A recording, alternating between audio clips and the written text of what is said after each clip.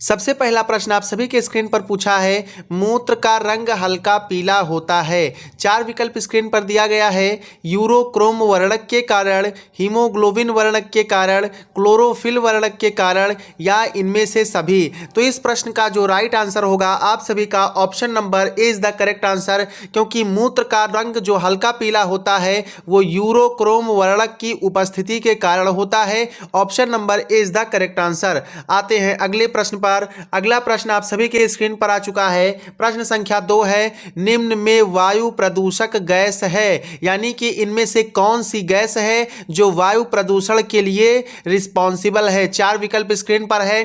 Carbon dioxide या इसी को CO2 कहा जाता है, सल्फर डाइऑक्साइड या इसी को SO2 कहा जाता है, तंबाकू का धुआं या ऑप्शन डी दिया है उपर्युक्त सभी। तो इस प्रश्न का जो राइट आंसर होगा आप सभी का option number D correct answer होगा, क्योंकि वायु प्रदूषक गैस कार्बन डाइऑक्साइड भी है, सल्फर डाइऑक्साइड भी है और तंबाकू का धुआं भी है। तो क्या विकल्प राइट होगा? ऑप्शन डी बिल्कुल राइट आंसर होगा। आते हैं अगले प्रश्न पर। अगला प्रश्न आप सभी के स्क्रीन पर है। प्रश्न संख्या 3 देखिएगा, ब्राउन एयर का इस्तेमाल किया जाता है। ब्राउन एयर एक टर्म है जिसका इस्तेमाल किया जाता है प्रकाश रासायनिक धुएं के लिए, साधारण धुएं के लिए, अंतरिक्ष यात्री के लिए या इनमें से सभी के लिए।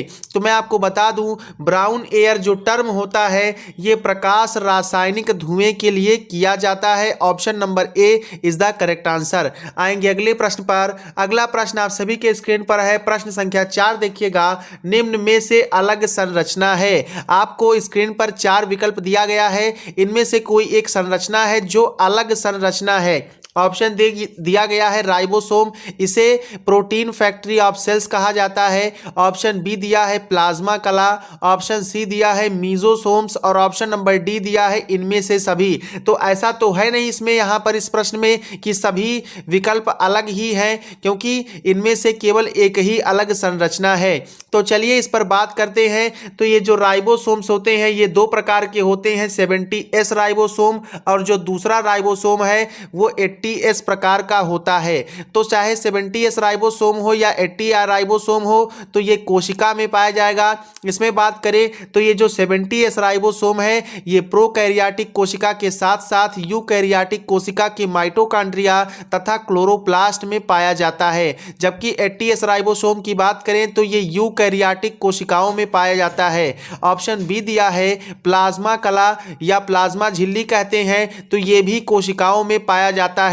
ठीक है, तो ऑप्शन सी आप सभी के स्क्रीन पर दिखाई दे रहा होगा मीजोसोम। तो ये एक ऐसी संरचना है जो बैक्टीरिया में पाई जाती है, जबकि राइबोसोम और प्लाज्मा कला लगभग सभी जीवों में, चाहे वो यूकैरियोट हो चाहे वो प्रोकैरियोट में हो, पाई जाएगी। लेकिन ऑप्शन सी जो दिया है मीजोसोम्स, ये बैक्टीरिया में पाई जाएगी। आएंगे अगले प्रश्न पर। अगला प्रश्न आप सभी के स्क्रीन पर है। प्रश्न संख्या 5 है। ठीक है, केंद्रीय प्रदूषण नियंत्रण बोर्ड स्थित है। केंद्रीय प्रदूषण नियंत्रण बोर्ड कहां स्थित है? नई दिल्ली में, देहरादून में, कोयम्बटूर में या कोलकाता में? तो 2021 का जो एंट्रेंस एग्जाम हुआ था भैया, उसमें इस तरह के क्वेश्चंस काफी पूछे गए थे। आप सभी लोग जानते हैं 3 शिफ्टों में पेपर आयोजित हुआ था, तो इसमें से सभी शिफ्ट में इस तरीके से क्वेश्चंस, कह लीजिए इन्वायरमेंट से, इकोसिस्टम से क्वेश्चंस काफी आए हुए थे। तो ये जो प्रश्न है, प्रश्न संख्या 5 है, केंद्रीय प्रदूषण नियंत्रण बोर्ड कहां स्थित है?